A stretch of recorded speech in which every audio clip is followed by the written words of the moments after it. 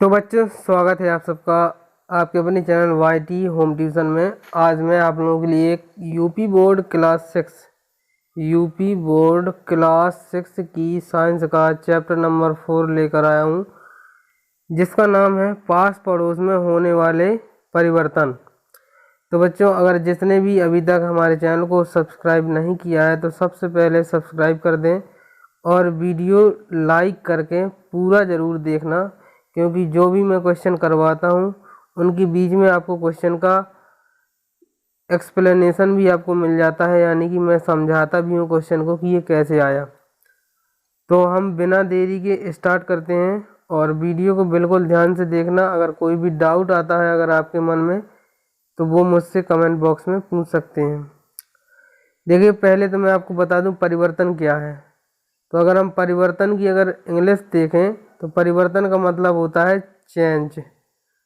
Change मतलब होता है परिवर्तन, यानी कि हम कह सकते हैं अगर कोई भी अगर वस्तु है हम उसको परिवर्तित करना चाहें, जैसे हम लोहा है, अगर लोहा में हमने क्रोमियम मिला दिया तो ये क्या बनेगा? स्टील बन जाएगा। तो ये क्या हुआ? ये परिवर्तन हो गया किसका? लोहे का स्टील में ये परिवर्तन हो गया। अब ये परिवर्तन तो हो गया, लेकिन हम कहेंगे कि कौन सा परिवर्तन है। तो देखिए, परिवर्तन हो गया लेकिन कौन सा है? ये रासायनिक परिवर्तन है। ठीक है, कौन सा? रासायनिक परिवर्तन। अब परिवर्तन होते कितने प्रकार के हैं, तो मैं परिवर्तन के आपको प्रकार बता देता हूँ। परिवर्तन होते हैं मुख्यतः दो प्रकार के। पहला होता है भौतिक परिवर्तन और दूसरा होता है आपका रासायनिक परिवर्तन। ठीक है, रासायनिक परिवर्तन। अब देखिए बच्चों, भौतिक परिवर्तन में क्या होता है, अमूमन मैं आपको बता ही दे रहा हूँ मोटी मोटी बातें। तो हम बात करते हैं भौतिक परिवर्तन की, है ना। तो ये हो गया अपना भौतिक परिवर्तन। जैसे तो भौतिक परिवर्तन ऐसा होता है कि हम किसी भी चीज़ को अगर हम परिवर्तित करते हैं, जैसे इस चीज़ को हमने इस चीज़ में परिवर्तित कर दिया, यानी इस चीज़ को हमने इसमें कर दिया, तो ये इस चीज़ से हम पुनः ये चीज़ बना सकते हैं, रिसाइकिल करते हैं, उसे कहते हैं हम भौतिक परिवर्तन। और जो रासायनिक परिवर्तन होता है, रासायनिक परिवर्तन, इसमें क्या होता है, अगर हमने इस चीज़ से ये चीज़ बना दी, अगर हमने इस चीज़ से ये चीज़ बना दी है, तो फिर हम बाद में इस चीज़ से ये नहीं बना सकते हम। ठीक है, ऐसा हो जाता है रासायनिक परिवर्तन। मतलब रासायनिक परिवर्तन में क्या होता है बच्चों की, अगर हम कारण को हटा दें तो भी वो चीज़ बदलती अपने मतलब पूर्व अवस्था में नहीं आती है। और भौतिक अवस्था में क्या होता है, अगर हम वस्तु के परिवर्तन के कारण को हटा देते हैं तो वस्तु पुनः अपनी पूर्व अवस्था में आ जाती है, जैसे कि पहले से होती है। जैसे कोई व्यक्ति अगर मान के चलिए अभी प्रधानी का चुनाव चल रहा है, आप लोगों को सबको मालूम होगा। तो अगर कोई व्यक्ति खूंखार है और वो प्रधानी लड़ रहा है, ठीक है, प्रधानी लड़ रहा है, तो वो अभी आपसे बहुत नरमी से पेश आएगा क्योंकि उसको चाहिए वोट। लेकिन जैसे ही वो जीत जाएगा तो फिर से वो अपने खूंखार रूप में आ जाएगा, क्योंकि अब उसको आपके वोटों की आवश्यकता नहीं है 5 साल के लिए। तो इस प्रकार के परिवर्तन कहते हैं हम भौतिक परिवर्तन। और रासायनिक परिवर्तन किसे कहते हैं, अगर कोई व्यक्ति है भले ही खूंखार रहा हो, लेकिन उसे ये पता है कि अगर हमें इस व्यक्ति से वोट चाहिए तो हमें हमेशा के लिए इससे नर्म बोलना पड़ेगा, मीठे बोलना पड़ेगा, तो वो इस प्रकार से हमेशा बना रहे।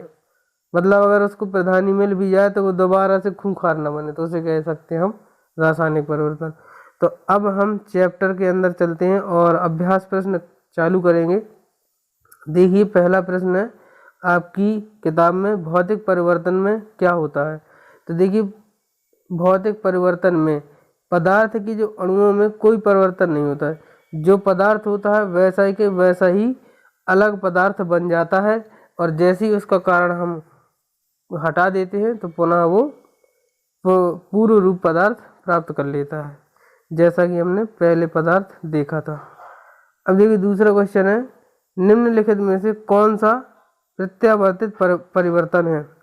तो प्रत्यावर्तित परिवर्तन का एक अलग शब्द मोम का पिघलना। ठीक है बच्चों, अगला क्वेश्चन है, यहाँ पर देखिए, ज्वालामुखी का फूटना कैसा परिवर्तन है। तो ज्वालामुखी का फूटना है अनियमित परिवर्तन, मतलब ये कभी भी फूट सकता है। जो चीज़ कभी भी हो जाए, अचानक हो जाए, उसे कहते हैं हम अनियमित परिवर्तन। ठीक है बच्चों। अगला क्वेश्चन है, देखिए जो क्वेश्चन नंबर दूसरा है और आपकी बुक में रिक्त स्थान से संबंधित है, आपको रिक्त स्थान भरना है। तो देखिए गिलास का टूटना कैसा परिवर्तन है, तो तीव्र परिवर्तन है। अब गिलास कैसे टूटेगा, आपका गिलास बहुत गर्म है और उसमें आपने ठंडा पानी डाल दिया, तुरंत आपका गिलास चटक जाएगा, तो इसे हम क्या कहेंगे, तीव्र परिवर्तन। खा नंबर है भौतिक परिवर्तन में वस्तु की कौन से गुण बदल जाते हैं, तो देखिए भौतिक गुण बदल जाते हैं, लेकिन जो उसके रासायनिक गुण होते हैं वो कभी चेंज नहीं होते। ठीक है। ग नंबर है जो परिवर्तन अपनी इच्छा से करते हैं उसे नियंत्रित परिवर्तन कहते हैं, मतलब जो हम अपनी इच्छा से परिवर्तन करें तो उसे हम क्या कहेंगे, नियंत्रित परिवर्तन। घ नंबर है घड़ी के पेंडुलम का दोलन कैसा परिवर्तन है, तो ये नियमित परिवर्तन होता है। घड़ी के पेंडुलम का जो दोलन होता है वो कैसा परिवर्तन है, तो नियमित। यहाँ पर आपको नियमित भरना है खाली स्थान में। अब खाली स्थान के आगे चलते हैं बच्चों, तो देखिए सही गलत का निशान लगाना है आपको कि कौन से वाक्य सही है। देखिए पहला का नंबर का है फल को चाकू से काटने पर, फल को हम अगर चाकू से काटते हैं तो चाकू तथा फल के बीच पारस्परिक क्रिया होती है, क्या कोई क्रिया होगी। अगर हम कोई फल है, जैसे ये है सेब, और इसको हमने चाकू से काट दिया तो कोई क्रिया हुई, जी हाँ, कोई ना कोई क्रिया तो जरूर होगी, क्योंकि वो दो भागों में बट गया, हमने काटा है, तो ये सही है। दूसरा नंबर है प्रत्येक परिवर्तन के पीछे कोई ना कोई कारण अवश्य होता है। तो जैसा कि मैंने अभी बताया कि अगर किसी को प्रधानी लड़नी है तो वो पहले तो बहुत मीठे मीठे बोल बोलेगा, इसके बाद ही आपसे कुछ कहेगा, तो यानी कि कारण अवश्य होता है, तो ये सही है। ग नंबर है चावल का पकना कैसा है परिवर्तन है, तो ये चावल का पकना भौतिक परिवर्तन नहीं होता है, ये होता है रासायनिक परिवर्तन, क्योंकि जब हम चावल को पका देते हैं तो उसके पके हुए चावल के बाद हम कच्चे चावल प्राप्त नहीं कर सकते ना, इसलिए वह कैसा परिवर्तन है, रासायनिक परिवर्तन। और यहाँ पर क्या लिखा हुआ है, चावल का पकना भौतिक परिवर्तन है, तो ये गलत है। ठीक है बच्चों। अब देखिए अगला क्वेश्चन है क्वेश्चन नंबर चौथा, और आपकी बुक में भी होगा कि परिवर्तन कितने प्रकार के होते हैं। तो देखिए परिवर्तन का हम वर्गीकरण इस प्रकार से कर सकते हैं, तीव्र तथा मंद परिवर्तन, जो तेज गति से हो या जो धीमी गति से हो, तो उन्हें कहते हैं हम तीव्र और मंद परिवर्तन। अब ये जो है रासायनिक परिवर्तन और भौतिक परिवर्तन के अंदर ही सब कुछ आता है, कुछ चीज़ें तीव्र होती हैं, कुछ चीज़ें मंद होती हैं, तो उन्हें हम तीव्र या मंद परिवर्तन कह सकते हैं। नियमित तथा अनियमित परिवर्तन भी होते हैं, कुछ नियमित होते रहते हैं जो कि एक नियमित अंतराल पे, नियमित समय पे होते हैं, उन्हें हम क्या कह सकते हैं, नियमित परिवर्तन। और अनियमित परिवर्तन वो है जो अचानक कभी भी हो सकते हैं, जैसे भूकंप आना हो गया, ज्वालामुखी फटना हो गया, भूस्खलन हो गया, बाढ़ आना हो गया, ये अनियमित परिवर्तन में आ जाते हैं। अब तीसरा पॉइंट दिया हुआ है अनुकूल तथा प्रतिकूल परिवर्तन, कुछ परिवर्तन हमारे हिसाब से होते हैं और कुछ हमारे हिसाब से नहीं होते, तो जो हमारे हिसाब से परिवर्तन होते हैं उन्हें हम कह सकते हैं अनुकूल परिवर्तन, और जो हमारे हिसाब से नहीं होते हैं उन्हें हम प्रतिकूल परिवर्तन की श्रेणी में रख सकते हैं। ठीक बच्चों।